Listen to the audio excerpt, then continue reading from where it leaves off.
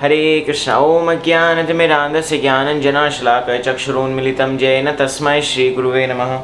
नमो विष्णुपादाय कृष्णपृष्ठाय भूतले श्रीमते भक्तिवेदान्तस्वामिन् इति नामिने। नमस्ते सारस्वते देव्ये गौरवाणी प्रचारिणे निर्विशेषशून्यवादी पाश्चात्यदेशतारिणे। जय श्री कृष्ण चैतन्य प्रभु नित्यानंद श्री अद्वैत गदाधर श्रीवासादि गौर भक्तवृंद। हरे कृष्ण कृष्ण कृष्ण हरे हरे, हरे राम राम राम हरे हरे। हरे कृष्ण आप लोग सबको मेरा नमस्कार, प्रणाम और अभिनंदन। Welcome to our daily reading of Shrimad Bhagavad Gita as it is, जहाँ पे हम हर दिन वर्स बाय वर्स, श्लोक बाय श्लोक श्रीमद् भगवद गीता यथारूप का अध्ययन कर रहे हैं। और आज का श्लोक संख्या है, टुडे श्लोक संख्या है भगवद गीता चैप्टर 3 अध्याय 3 श्लोक संख्या 40। तो आप लोग जिनके पास भी भगवद गीता है, आप कृपा करके अपना कॉपी खोल दीजिए, और जिनके पास नहीं है और जो ऑनलाइन फ्री PDF कॉपी चाहते हैं, आप मुझे मेरे पेज गुरु जी के साथ पर मैसेज कर सकते हैं और मैं आपके साथ वो कॉपी शेयर करूँगा। तो चलिए शुरू करते हैं। रीडिंग फ्रॉम श्रीमद् भगवद गीता अध्याय 3 श्लोक संख्या 40। इंद्रियाणि मनोबुद्धिर अस्यधिष्ठानमुच्यते एतैर्विमोहत्यत्येष ज्ञानम आवृत देहिनम। आई रिपीट, तो आप लोग सब मेरे साथ मेरे पीछे बोल सकते हैं। इंद्रियाणि मनोबुद्धिर अस्याधिष्ठानमुच्यते एतैर्विमोहत्यत्येष ज्ञानम आवृत देहिनम। ट्रांसलेशन, अनुवाद। इंद्रियां, मन तथा बुद्धि इस काम के निवास स्थान है। इनके द्वारा यह काम जीवात्माओं के वास्तविक ज्ञान को ढक कर उसे मोहित कर लेता है। Reading in English translation, the senses, the mind and the intelligence are the sitting places of this lust. Through them, lust covers the real knowledge of the living entities and bewilders them. तात्पर्य श्रील प्रभुपाद द्वारा। चूंकि शत्रु ने बद्ध जीव के शरीर के विभिन्न सामरिक स्थानों पर अपना अधिकार कर लिया है, अतः भगवान कृष्ण उन स्थानों का संकेत कर रहे हैं जिससे शत्रु को जीतने वाला यह जान ले कि शत्रु कहाँ पर है। पिछले श्लोकों में हम डिस्कस कर रहे हैं कामेश क्रोधेश रजोगुना समद्भुवा, मतलब काम वासना जो है कैसे उत्पन्न होती है। और काम वासना एनीथिंग, कुछ भी वो चीज़ होता है जब हम भगवान कृष्ण के बिना एंजॉय करना को काम बोलते हैं। काम वासना का डेफिनेशन क्या है? Anything you want to enjoy without the supreme personality of Godhead, that is काम वासना। अदरवाइज भगवान श्री कृष्ण कहते हैं कि I am sex life which is not contrary to religious principles.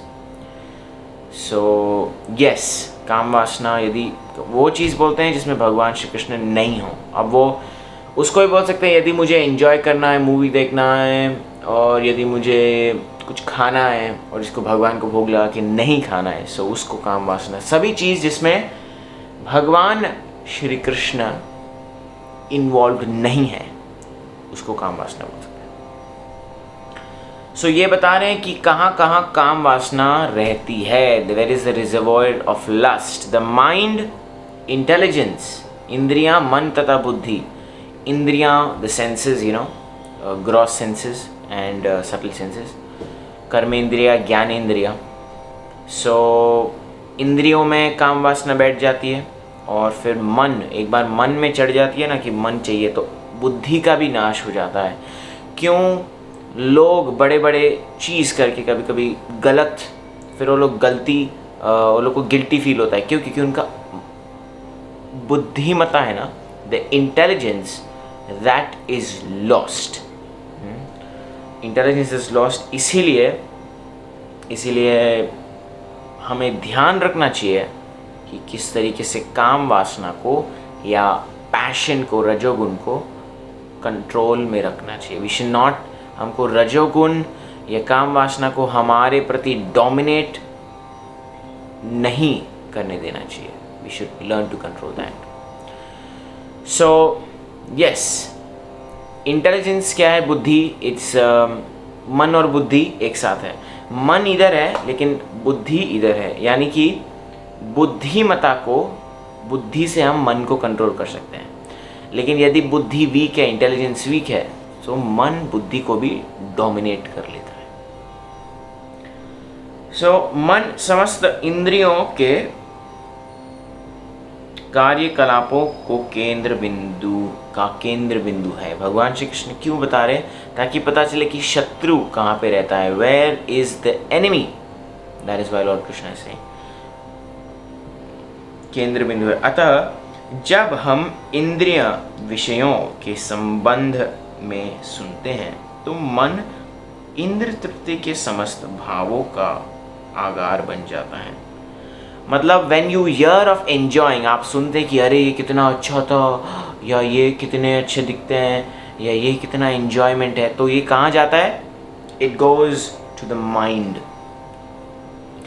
ये चीज़ मन में जाकर रजिस्टर हो जाता है और हमारा मन फिर उस चीज़ पे भ्रमण करता है. अरे मैंने ये देखा, यार ये मेरे को ये एंजॉय करना है.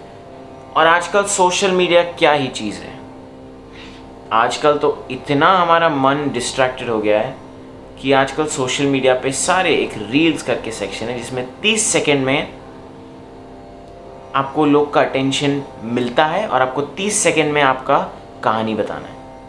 सो लोगों का मन इतना चंचल है कि 30 सेकंड से एक्चुअली 8 सेकंड से ज़्यादा हमारा मन इधर से उधर भागता है. इधर आए 8 सेकंड, इधर उधर. सो ये मन है, चंचल है. तो इंद्रियां काम की शरणस्थली बन जाती है. इसके बाद बुद्धि ऐसी काम पूर्ण रुचियों की राजधानी बन जाती है. जब आपको कुछ एंजॉय करना है तो आप पहले मन में उसको एंजॉय करते हैं कि अरे मेरे पास यदि ये होता, इफ़ आई हैड दिस, तो मैं क्या करता. यदि मेरे पास इतने करोड़ पैसे होते तो मैं क्या करता, मैं क्या कर रहा रहता. यदि मुझे ये प्रमोशन मिल गया, यदि मेरे इससे शादी हो गया, तो यदि पहले हम मन में उसके बारे में सोचते हैं. First we think it in the mind कि यदि मुझे ये सुख मिल गया, ये व्यक्ति मिल गया, ये धन मिल गया, ये जॉब मिल गया, ये पढ़ाई कंप्लीट कर ली, ये कॉलेज में एंट्री मिल गया, सो मेरे को कैसा लगेगा. So that goes to the mind. So बुद्धि आत्मा की निकट पड़ोसन है. Of course intelligence.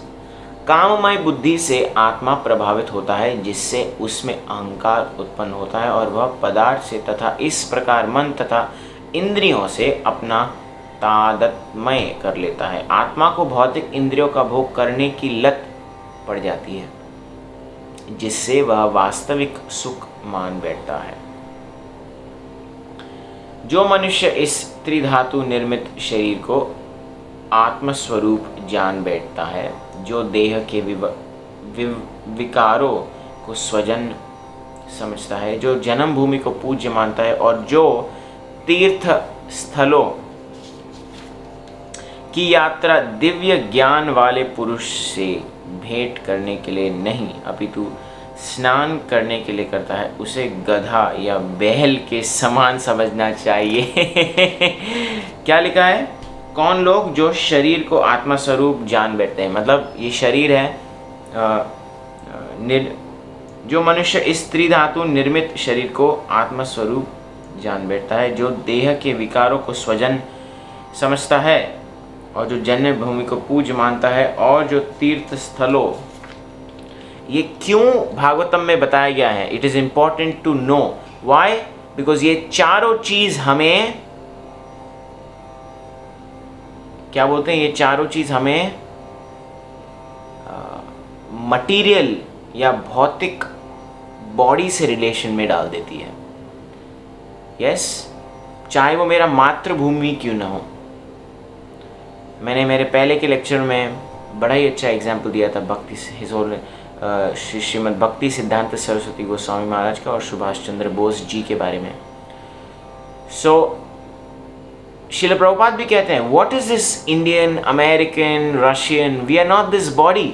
सो जब आप आत्मा के स्तर पे आते हैं तो आपको ये शरीर, ये जगह, किसी चीज से कनेक्शन, मटेरियल छूट जाता है। आप सबको आत्मा के स्वरूप में देखते हैं। सो आपका प्रेम सबके प्रति इक्वल रहता है, चाहे वो ये जन्मभूमि हो या वो जन्मभूमि हो या वो लैंड हो या ये व्यक्ति हो या ये जानवर हो। Why do you see everyone equal? Because आप आत्मा के स्तर पर हो। यस और तीर्थ स्थान किसके लिए जाते हैं? साधु और संत और वैष्णवों का संग लेने, सिर्फ नहाने के लिए नहीं, ये बताया है भागवतम में।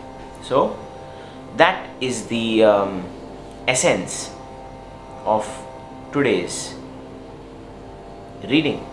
क्या कि काम वासना, इंद्रियां, द लस्ट, पैशन, ये इंद्रियां में बैठती है, मन में, फिर बुद्धि में, और उसके बाद हमारी जो आत्मा है ये काम वासना करने से करते करते उसको भ्रम में आ जाता है कि ये असली सुख है।